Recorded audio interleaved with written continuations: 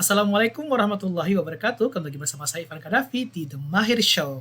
Dan seperti biasa, The Mahir Show selalu menghadirkan bintang tamu yang spektakuler dan pastinya memberikan inspirasi buat kamu semuanya. Dan kali ini, The Mahir Show sudah kedatangan bintang tamu nih. Siapa dia? Pasti kamu sudah tahu nih siapa dia, yaitu Ammar Haidarullah. Dan apa kabar Kak Ammar? Kak Ammar, ya. Halo semuanya. Ya, Uh, sehat ya? Gue Ammar ya, dan people ya kenal dengan bisa panggil Ammar atau Mar aja. I'm good. Semoga teman-teman baik-baik juga. Ya, Pevan sendiri gimana kabarnya? Ya, alhamdulillah baik. Dan kalian pasti sudah tahu nih Bang Ammar nih kan dia adalah alumni SIM. Tahun berapa nih Mar kira-kira? Lupa nih Pak Evan. Tahun 2017, masih ingat banget. 2017 lulus dari SIM 2017. sebagai rombongan pertama lulusan SMA SIM. Ya. Pertama ya? Very Enggak, good. kedua. Yang pertama itu zamannya Oh, Mubarak gue Ating. yang pertama Ervan gitu-gitu ya. Ya. Mubarak Ating. Sorry. Nah, pemirsa semuanya nih, The Mahir Show kali ini Pak Ivan mau mengulik tentang Kak Ammar nih. Dan Kak Ammar ini sekarang sudah bekerja di perusahaan apa namanya, Mar? Garena Ya, perusahaan Garena ya, yaitu. mungkin. Nah, mungkin nanti Mindset. kita mau nanya-nanya nih bagaimana apa sih perusahaan Garena itu. Kemarin Pak Ivan sudah sempat nih datang ke kantornya, luar biasa. Wow, megah sekali di lantai 26 di Gamma Tower di Jakarta Selatan. Wah, luar biasa nih. Dan sekarang nih Pak Ivan justru pengen nanya-nanya nih tentang Bang Ammar ya. Yang pertama mungkin mau nanya nih Mar gitu, Garena itu perusahaan apa kira-kira? Garena itu gaming developer company, jadi perusahaan yang fokus di perkembangan game, tapi bukan satu game aja, ada berbagai game. Garena ini merupakan salah satu produk dari si Group yang berpusat di Singapura. Jadi kalau kita saudaranya Shopee, jadi Shopee, Cbank, sama Garena itu ownernya sama, yaitu adalah sebuah kelompok atau grup di Singapura. And company Garena sendiri itu dimiliki oleh atau si presiden itu seorang yang dulunya juga sangat mencintai main game, namun dia pikir bahwa main game terus itu membuang waktu dan membuang energi, jadi dia mau bagaimana caranya menyatukan orang-orang yang suka main game dan ya mencari kesempatan akan hal itu. Wah, Masya Allah ya, bisa kerja di perusahaan besar seperti itu ya. Ya, perusahaannya juga katanya perusahaan tadi kamu bilang tadi perusahaannya itu kelompok dari Shopee juga ya, salah satunya ya, anggotanya. Gitu. Ya, betul. Shopee dan juga Cbank, wah luar biasa. Nah, untuk mendapatkan pekerjaan seperti itu pasti nggak mudah dong Kak Ammar ya. Istilahnya untuk bisa masuk dalam lingkungan pekerjaan yang luar biasa itu dan kantornya juga Masya Allah mewah, pasti ada proses nih di baliknya begitu. Nah, Pak Ivan ini penasaran banget sama kamu Mar nih ya. Kok bisa ya kamu Masya Allah gitu tamat kuliah belum sampai berapa bulan udah langsung bekerja di kantor tersebut. Bisa nggak cerita sama kita semuanya gimana nih proses yang kamu alami gitu? First of all, I would like to say that thanks to God, first of all, thanks to God, karena I feel so lucky, merasa beruntung banget, dan alhamdulillah mungkin berkat doa orang-orang yang sayang sama gue, jadi I feel so lucky. Gue udah mulai bekerja pas awal-awal mulai bikin skripsi, jadi reporter. Keluar dari situ cuma sisa sebulan, bertahan cuma sebulan karena mau fokus skripsi. Baru keluar seminggu kemudian langsung ditelepon sama Garena, ditawar bekerja di situ. Walaupun awalnya nolak karena mau fokus skripsi, tapi ya mereka bilang coba aja ke interview aja dulu dan semacamnya. Akhirnya interview lah dan semacamnya, dan dengan pikiran mau diterima apa enggak gue bakal tolak karena mau fokus skripsi waktu itu, karena waktu itu gue benar-benar masih kosong, belum ada progres. Cuman kebetulan pas bulan Juni akhir mereka telepon katanya keterima, lolos memenuhi kriteria yang mereka inginkan, dan mereka rela kok memperlakukan saya sebagai seorang karyawan meskipun saya belum lulus, dengan satu syarat adalah saya harus kasih deadline sama mereka, kira-kira kapan nih lulus. Dan saya bilang sama mereka kalau itu kita udah penyerahan skripsi dan udah mulai sidang, dan mereka bilang oh ya sudah kalau gitu kita pegang omongan kamu harus udah kelar skripsi. Jadi kalau kamu gak kelar skripsi kita bakal mempertimbangkan. Dan untung karena ada tekanan itu, dan selain tekanan dari Garena sendiri, saya juga pengen cepat kelar gitu dari skripsi ini. Dan kelar sih alhamdulillah, dan bersyukur di kantor itu banyak orang-orang yang pintar, yang luar biasa pintarnya ya, yang ya mungkin kalau saya sebut nama-nama kampusnya benar luar biasa gitu. Ada yang lulusan Australia, ada yang lulusan Cambridge, ada yang lulusan Stanford, ada yang lulusan UI, UGM. Dan bukan sekedar lulusan aja, tapi mereka lulusan dengan CV yang luar biasa, yang pernah jadi presiden ini, co-founder ini. Ya itu nanti kita bahas. Jadi kamu masuk situ sebenarnya tadi sempat nolak dulu gitu ya, karena masih kuliah gitu. Nolak gitu karena ya buat apa gitu, gue mau fokus skripsi. Tapi ya akhirnya pikir-pikir lumayan nih sebelum lulus skripsi, sebelum lulus kuliah dapat pekerjaan, dan sempat searching dulu kan tentang kantornya. Katanya kantor yang bagus, termasuk company yang luar biasa gitu. Jadi kayak ya udah ambil aja, selama skripsi udah pertengahan jalan, udah jamin kelar. Jadi ya masuk melalui beberapa tes, sempat interview, ditanya tentang personality, pengalaman organisasi, ngapain aja, bahkan diminta sebuah contoh misalkan saya ditanya, Mark, kalau misalnya kamu di kantor kita, terus ada yang marah-marah nih, seorang klien marah-marah terhadap kamu bagaimana menghadapinya? Dan tolong kasih contoh, apakah kamu pernah berhadapan dengan isu yang sama ketika kamu waktu magang, atau kamu di sekolah, atau kamu lagi berorganisasi. So I had to tell them like I encountered such a thing. Pernah ada salah satu mungkin murid yang nggak mau bawa map waktu English Club. Nah, saya ceritain itu. Dia marah-marah kenapa kayak nggak mau dengar peraturan, kayak buat apa sih bawa map dan semacamnya, nggak mau tanah. Tapi karena kita sebagai ketua, kita sebagai representatif, kita harus bijak dan kelihatan berwibawa. Jadi tetap kalem, ngomong baik-baik dan semuanya. Kalau dia nggak mau dengar, ya udah, itu terserah dia. Yang penting peraturan adalah peraturan, tetap ada. Kita jangan sampai terbawa emosi, harus seprofesional mungkin. Dan I think itu salah satu alasan why my boss like my personality. Sebenarnya selain background dan pengalaman organisasi dan semacamnya, the personality between me and my boss clicked. Dapat vibe. Baik. Berarti tadi itu kamu cerita adalah proses dari interview ya gitu ya. Jadi kamu ditanyain sama mereka bagaimana caranya solving sebuah problem gitu ya. Seperti itu. Dan akhirnya tadi Amar bilang tadi sedikit cerita tentang pengalaman kamu di English Club ketika di sekolah Indonesia Mekah. Dan itu make sense banget ya, dan sesuai dengan istilahnya studi kasus lah, bagaimana manage dan juga mensolving orang-orang yang istilahnya kamu sebagai orang manager lah gitu istilah gitu ya, begitu.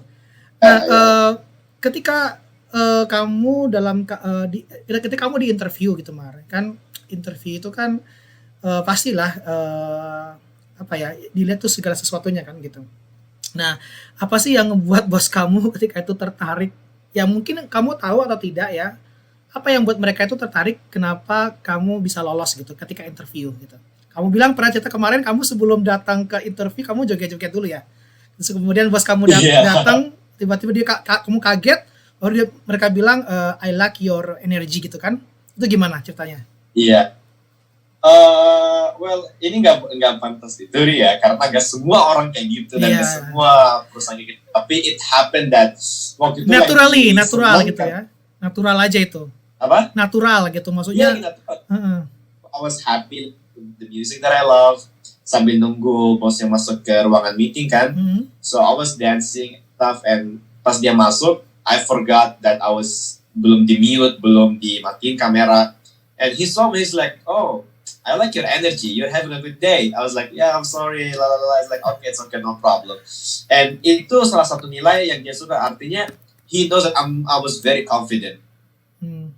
I was chill.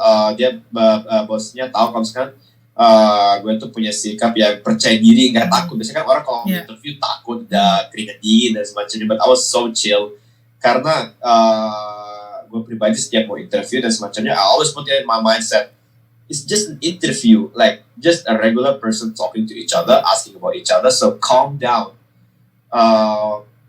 Justru semakin kita banyak kepikiran, kita akan semakin tertekan, dan semakin tertekan kita bakal makin salah ngomong dan bisa kacau dan semacamnya. If you take it easy and change your perspective, change your mindset, bakal gampang dan lo bakal bisa nge-handle situasi tersebut. So basically, I think it was the dancing part who got him the most. Tapi mostly lebih ke background gue, karena yang dia cari pas banget dengan posisi yang dia cari, kandidatnya pas dengan personality gue, background gue, so it happened to all click out. Gitu. Ya, jadi ketika interview itu ternyata apa yang mereka cari dari orang yang akan menduduki posisi tersebut ternyata kamu, dan cocok banget ya kriteria personalitinya seperti itu ya. Jadi akhirnya Amar lah yang terpilih ketika itu gitu. Nah, ngomongin masalah kamu terpilih dan sudah bekerja di sana, pasti kan Mar, kita itu sebagai siswa ya, khususnya di sekolah sama Mekah gitu kan Mar, ya pasti harus ada bekal nih, ya kan pasti ada bekal nih. Nah sekarang kira-kira dalam dunia kerja yang kamu sudah lihat sendiri seperti apa sih yang harus dimiliki gitu oleh anak-anak dari sekarang supaya mereka itu wah ternyata harus begini seperti itu. Kira-kira apa sih persiapannya, bekalnya? Yang paling penting adalah baru sebulan yang kemarin atau 2 bulan kemarin gue ditegur komunikasi. Ya, komunikasi. Tapi bukan sekedar komunikasi, tapi komunikasi dengan konteks yang jelas. Dalam arti kata gini, kemarin gue disuruh sama bos gue untuk ngomong sama si A, minta tolong bantuan untuk pekerjaan gue. Koordinasi ya? Ya, so akhirnya Amar ngomong sama tuh orang, bro, tolong gini dong. Menurut Amar ya udah benar kan, karena emang disuruh ngomong kayak gitu. Oke. Setelah dia nggak balas kan, pesan gue tenggelam. Bos gue nanya, mana nih update-nya, mana nih progresnya. Saya bilang sama bos gue, Pak, saya udah ngomong Pak berkali-kali nggak dibalas. Akhirnya dimasukin lah ke grup sama bos gue, ke grup yang ada tuh orang, ada bos gue, ada gue juga. Nah, kata bos gue, coba sekarang ngomong di grup. Ngomonglah di grup. Bro, minta update dong terhadap bantuan yang kemarin.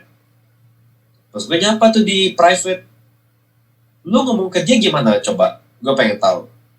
Jelasin. Saya ngomongin, ini Pak. Ya iyalah Mar, lu salah kalau ngomong kayak gitu. Lu siapa? Dalam arti kata, lu kalau mau minta bantuan, kasih konteks yang jelas, seberapa penting kebutuhan lo, biar lo diprioritasin pekerjaan lo atau apa gitu. Kalau cuma minta, bantuin gini dong, ya lu siapa, lu bukan bos gue bakal hiraukan permintaan lo. Jadi sih pentingnya adalah komunikasi dengan konteks yang jelas. Amar ikan banget dia ngomong kayak gini, bos Amar, please normalize giving context. This is very important. People don't misunderstood you, so you know that how much of a priority your request is. And it hits me so much. Karena waktu itu masih di divisi baru ya, dan kayak masih mau mencoba adaptasi sama divisi baru ini, dan tiba-tiba ditegur kayak gitu, jadi kena mental. Bahkan waktu lagi mandi pun kepikiran buat resign saking tertekannya gitu. Tapi Amar minta maaf sama bos kayak sorry pak, dia bilang nggak apa-apa, ini pekerjaan pertama kamu, jadi biasakan komunikasi dan dengan konteks yang jelas. So ya teman-teman harus biasakan komunikasi dengan konteks yang jelas. Oke. Sebut Tunggu sebentar. Kayaknya kebayang deh ini kayak kebayang dengan apa namanya karakter kamu yang dulu. Nah, ini kan yang sering Pak Ivan mungkin sering evaluasi kan masalah komunikasi kayak gini nih. Dan yang sering Pak marahi kan hal-hal kayak gini ternyata terbukti ya kepake karena kita kalau memang kita ngomong bener-bener tidak apa namanya apa ya bener-bener apa istilahnya harus bener-bener itu jangan nggak boleh cuek maksudnya desain komunikasinya tujuannya apa konteksnya apa itu harus benar-benar diomongin secara detail kayak gitu kan gitu.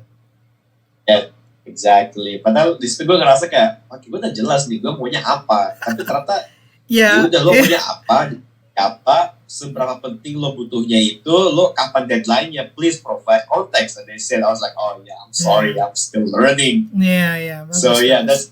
that communication is key karena ya lo mau koordinasi selama di kantor ya koordinasi itu komunikasi. Kalau nggak ada Komunikasi. koordinasi, pekerjaan jalan Iya gitu. iya iya. Karena kalau cuma ngomong Uh, gue butuh ini gini gini gini udah oke. Itu nggak terlalu kan tapi kalau misalnya kita ini aku butuh ini loh gini gini gini gini gini gini oh dijelasin gini gini secara detail kan ada eye contact, ada mungkin apa namanya omongan serius. Mungkin kamu ketika tuh kurang ini kali ya. Maksudnya, hai gini gini gini biasa aja, akhirnya hilang gitu ya. di waktu itu kan lagi kenanya chatting ya, jadi kayak mungkin kenanya kayak lebih kayak lu siapa sih nyuruh-nyuruh gue? Lu bukan bos gue. Temen kantor juga kagak, temen divisi juga kagak, sedivisi juga enggak. Lu siapa nyuruh-nyuruh gue beli-beli ini? Tapi kalau selalu jelasin kayak, oh lu disuruh sama Oscar buat ngomong sama gue karena ini penting banget demi kepentingan kantor. Oh lu butuhnya secepat mungkin. Berarti gue tahu, oh gue bakal memprioritaskan keperluan lo dulu nih sebelum Oke. keperluan yang lain. Jelas gitu. Iya iya iya. Waktu itu Amar nggak kayak gitu, kayak cuman lu bantu gini dong, udah gitu aja ya. Amar juga pikir ya, lo kalau nyuruh gue kayak gini ya nolak, siapa Iya. lu? Iya iya. Jadi intinya komunikasi itu penting ya, koordinasi yang secara yang intens dan juga detail gitu ya, Mar ya, gitu. Sehingga orang tahu Yes, apa namanya maksud dan tujuan juga prioritas mana yang harus dilakukan duluan gitu kan gitu. Iya. exactly. Yang kedua, Kedua adalah problem solving. apa solving? This is quite issue for me karena gue tipe orang yang kayak, ini bukan urusan gue, kenapa gue harus pusing? Tapi selama di kantor kayak, kalau kita untuk mencoba terlibat di masalah, mencari solusi, bantu cari solusi itu diapresiasi dalam arti kata, walaupun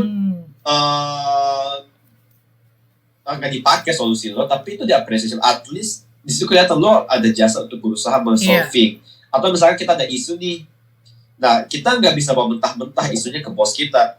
Ada isu, oh nih pak ada isu kayak gini. Lah terus peran lo ngapain? Bukan peran lo kan ikut mencari solusi, bukan sekedar lapor-lapor. Jadi kayak misalkan berbagi pendapat pak gitu ada ya. solusi ini, saya udah coba gini-gini tapi nggak bisa. Kira-kira dari papa gimana? Itu baru lebih enak dibanding pak ini ada masalah tanpa ada berarti kita nggak efektif nggak kerja. Maksudnya nggak ada effort buat menyelesaikan masalah. Iya. Karena itu kan kita kan berorganisasi ya Maria, istilahnya berorganisasi artinya ada step-stepnya gitu kan. Ketika ada problem tersebut kita nggak langsung ke bos dong, maksudnya gitu kan. Kita berbagi pendapat dulu, berbagi solusi apa kira-kira biar remukan dulu gitu kan, baru kita hantarkan ke bos kita. Kita udah begini gitu ya. Jadi nggak mentah-mentah gitu. Yes. Exactly. Dan emang bekerja maksudnya di perusahaan kayak Amar, kita direkrut, berarti kan dipercaya kita bisa menyelesaikan masalah dengan kita sendiri.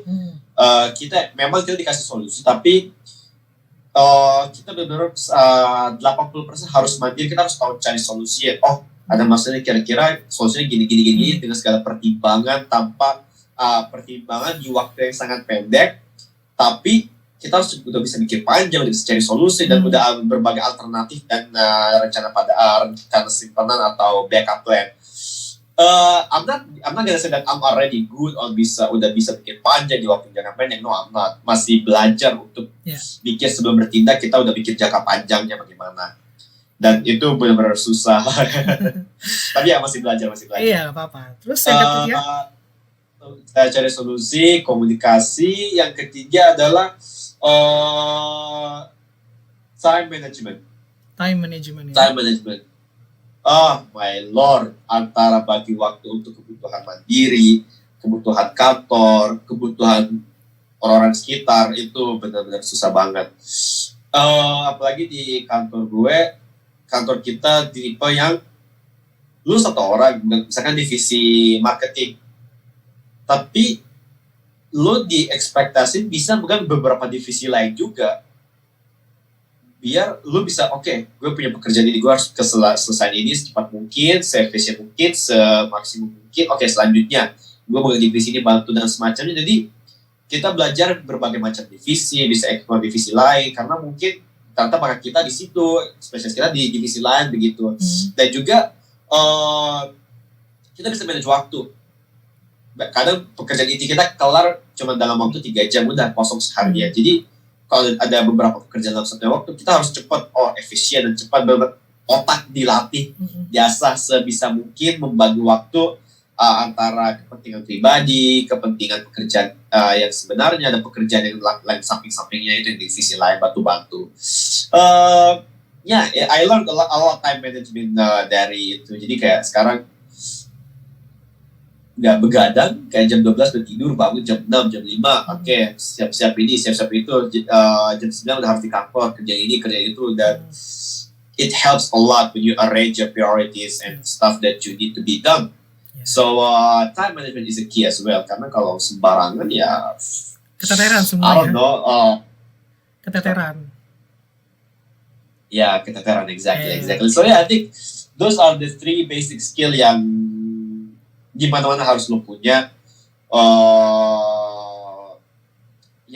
I think those 3 basic skill. Kalau lo mau misalkan basic skill misalkan lo mau skill lain ya, work under pressure, can you handle that? Working under pressure. Semua orang bisa bilang, wah gue bisa kerja di bawah tekanan, tapi pas pelaksanaannya nggak mudah itu.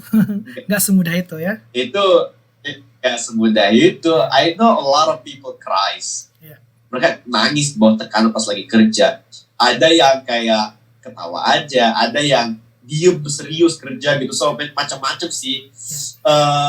Yang penting pekerjaannya selesai. Nah, ada orang yang resign, kayak aduh banyak banget sih kerjaan gue, resign no, that's the bad mentality. Justru under pressure, itu kita benar-benar diuji seberapa kuat kita ngambil, seberapa cepat kita ngambil keputusan, manage segala hal di dalam waktu sempit, di bawah deadline yang benar-benar mepet, dan that's pretty much it, stuff like that. Ini bagian ini nih penting banget nih, bagian tadi kamu bilang tadi under pressure tadi itu ya, itu kan istilahnya kita kayak di sekolah di Semekah nih, mana kan banyak banget tuh tugas-tugas istilah gitu kan. Jadi mereka tuh kadang anak-anak tuh udah ngeluh aja yang namanya, aduh banyak banget tugasnya nih, belum lagi kegiatan ini, belum lagi kegiatan itu. Ternyata ini nggak sebanding dengan apa yang di dalam dunia pekerjaan ya kan Maria. Dan justru di sekolah itu kita udah belajar istilahnya, ya nanti ketika dalam dunia kerja ini lebih lagi. Artinya ya udah, sekolah itu tempat latihan, betul ya Maria. Jadi kita udah mentalnya udah udah terbiasa dengan tekanan tersebut gitu. Karena ternyata dalam dunia kerja juga lebih ngeri ya. Ya dunia kerja, karena ya kalau sekolah istilahnya kayak lu belajar nggak belajar, sekolah nggak rugi. Tapi di kantor kalau kita nggak kerja yang benar, kita nggak bisa kerja di bawah tekanan, kantor rugi kita dikeluarin. Ya artinya berarti sebagai seorang murid yang nggak usah banyak mengeluh deh ya. Ternyata itu sudah sekolah itu benar-benar dunia kecil yang istilahnya latihan. Ya betul ya Mas ya. Latihan untuk menghadapi masa depan yang ternyata lebih dari itu. Gitu ya Mar ya? Iya. It's a cruel world, tough world. Jakarta itu keras. Iya, Jakarta itu keras ya. Wah, luar biasa sekali perbincangan kita nih pada hari ini nih Mar. Terus kemudian Mar, masalah tadi kan kamu udah bilang tadi yang kita harus miliki adalah komunikasi, problem solving, dan juga time management. Dan apa nih kira-kira lagi hal-hal yang istilahnya dari segi pendidikan nih Mar. Ya kan istilahnya kita tahu nih kan Mar, dalam dunia sekolah itu kan ada namanya prestasi, juga pengalaman organisasi, kegiatan-kegiatan. Ternyata seperti kamu pernah bilang adalah itu penting banget ternyata ya. Justru ketika kamu maksudnya masuk dalam kantor itu yang menyelamatkan kamu dan itu nilai plus kamu gitu. Dan juga ya itu coba gimana menurut Amar? Itu dulu. Pengalaman organisasi sangat penting. Selain melatih basic skill kita yang tadi tentang management stuff like that, itu akan jadi sebuah mata uang untuk kita melamar pekerjaan. Contoh gini deh, lu punya restoran, oke, jangan lo gambarin diri lo sebagai pemilik, bukan lo orang sebagai pelamar, itu lo pemilik. Ada 2 orang mau kerja di restoran lo. Satu dia pernah satu dia punya pengalaman masak di berbagai restoran. Satu lagi dia nggak pernah masak sama sekali. Lo ngambil yang mana? Yeah. Pasti ngambil yang orang yang pernah masak.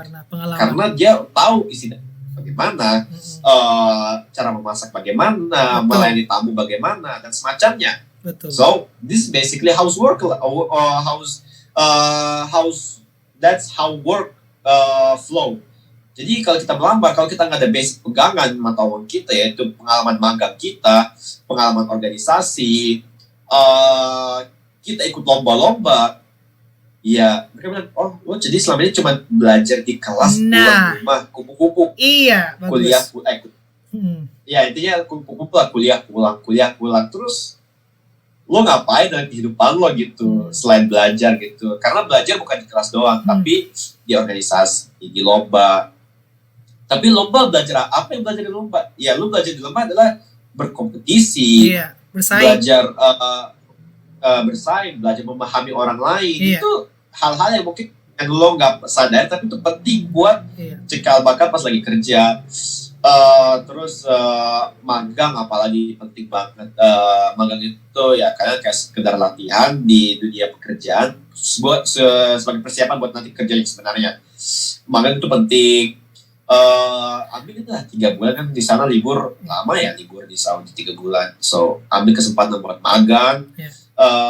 Kayaknya magang di SIM cakep juga tuh Pak. Anak-anak bisa magang gak sih di SIM? Iya bisa. Kemarin sempat juga kok ada ya guru yang magang juga dari Universitas Gontor. Makanya tadi mungkin bagi anak-anak mungkin yang mungkin dunia kerjanya dalam dunia kerja pendidikan ataupun nanti mereka bisa magang di KJRI ya seperti kamu waktu itu juga kan itu sangat luar biasa ya Maria gitu. Dan kemarin kamu juga pernah cerita katanya ada beberapa ya istilahnya orang yang ngelamar ternyata dia nggak punya kesempatan nggak punya pengalaman magang, jadi akhirnya dia tidak terpilih atau bagaimana. Ternyata benar-benar dalam situasi dunia kerja itu magang, isinya itu juga organisasi, pengalaman pendidikan, lomba dan prestasi ternyata itu sangat-sangat benar-benar penting ya untuk persiapan kita ya menuju dunia kerja dan juga ini ya keberhasilan kita untuk mendapatkan persaingan dalam dunia kerja gitu juga ya gitu. Yes. Dalam dunia pekerjaan pas kita melamar, orang kantor itu melihat, oke, ini anak misalkan kemarin lulusan kuliah IPK-nya tinggi 4, sempurna dah nilainya 4, tapi dia nggak ada pengalaman magang, itu agak sulit untuk diterima karena gitu ya. Karena kayak ini sayang banget lu pintar tapi lo kan taunya ilmu teori bukan praktek. Nah, jadi selama ini lo cuma kayak belajar rumah, terus ada organisasi, lo kalau ditanya pasti jawabnya apa, kita nggak butuh itu. Nah, bukan berarti penting ya, tetap kuliah itu penting, cuman bawalah pengalaman organisasi itu, magang, karena orang bisa lihat, lo IPK-nya misalkan cuma 3,2 atau cuma 3,4, tapi dia pengalaman organisasinya banyak, gini. Oke, mungkin bidang akademis sama yang IPK-nya 4 kalah, tapi bidang organisasi, lapangan, dia lebih unggul. Nah, itu jadi sebuah ya, baik, tapi ya kalau bisa teman-teman, bidang akademinya berprestasi, organisasi juga berprestasi, jadi balance. Seimbang ya gitu ya.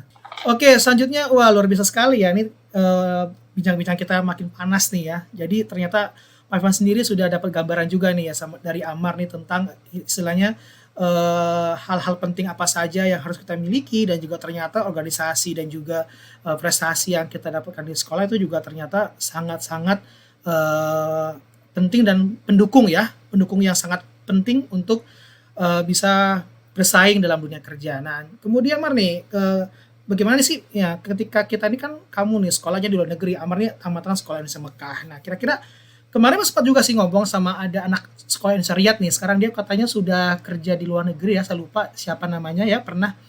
Dia juga tamatan dari sekolah Indonesia Riyadh nih, Masya Allah. Ya tadi dia punya keunggulan dia dari sekolah Indonesia Riyadh itu dari luar negeri itu ternyata luar biasa banget dampaknya bagi dia. Nah, menurut Amar bagaimana? Well, it's orang kayak mandang, wah lu sekolah di luar negeri kayak something special. Tapi what's make it more special kita jika berprestasi di sekolah luar negeri itu. Yeah. Dalam arti kata gini, uh, orang bakal berspekulasi, wah ini misalkan lulusan dari luar negeri, dari sekolah Indonesia, Mekah atau Jeddah atau Riyadh lah. Ini sekolah luar negeri kayak, wow amazing. Berarti minimal secara bahasa dia menguasai 3 bahasa. Arab, Indo, Inggris. Oke. Oh, tes itu lolos. Oke. Kedua, dia lihat lagi, oh dia ternyata berprestasi secara nilai bagus. Pengalaman organisasi di sekolah aktif. Pernah jadi ketua ini itu, lomba ini, lomba itu. Berarti ini anak aktif. Berarti ini anak bukan yang tipe sekolah rumah dia aktif. Apalagi sertifikatnya itu luar negeri gitu ya Maria? Exactly. Kayak, oh ini dia dapat penghargaan dari KJRI, which is something big. Iya, betul. Which something big, kenanya kayak prestasi nasional. Betul. Untuk kalau misalkan dibawa ke Indonesia itu udah prestasi nasional. Tapi tetap mereka juga kadang-kadang mindsetnya itu internasional ya Maria, beda gitu loh. Kadang-kadang kalau dia dari luar negerinya.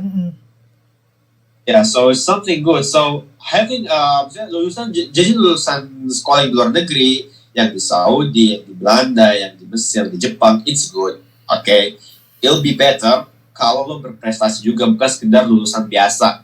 Karena kalian satu kelas 20 orang lulusan itu, oke, apa yang bikin setiap dari kalian spesial? Ya prestasi kalian. Betul. Iya. Jadi ya bersainglah bersama teman kalian, tapi bersaing sehat gitu. Iya. Ya bersyukurlah kalian yang lahir di sana. At least setidaknya kalian ke Indo kalian bisa bilang, wah gue bisa di 3 bahasa nih. Arab, Inggris, Indo, ya mungkin bahasa lokal kalian, bahasa Madura, bahasa Jawa. There's something else to be proud of.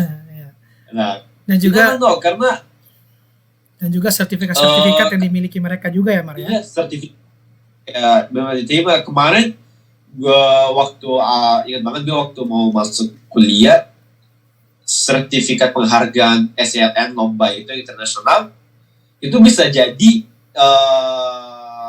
modal buat dapat potongan beasiswa hampir 50%. Oh ya, sertifikat yang dari luar negeri itu, yang dari SIM itu. Cuma karena maksimal sertifikatnya itu harus 4 tahun, which is dari 2017 itu paling maksimal sertifikatnya itu harus 2014 atau 13. Ya, sertifikat gue 2012 paling terakhir SLN, jadi nggak bisa dipakai, sayang banget. Padahal kalau gue ikut SLN 2014 atau 15 aja, itu bisa dapat potongan beasiswa di kampus 50%, lumayan banget kan. Tapi gitu ya udah hasil. It shows how value your certificate is, how value your your achievement, your accomplishment. It's so valuable. Mungkin lo bakal ngerasa lomba doang, capek lah, ngapain ikut lomba, gue pengen nonton aja.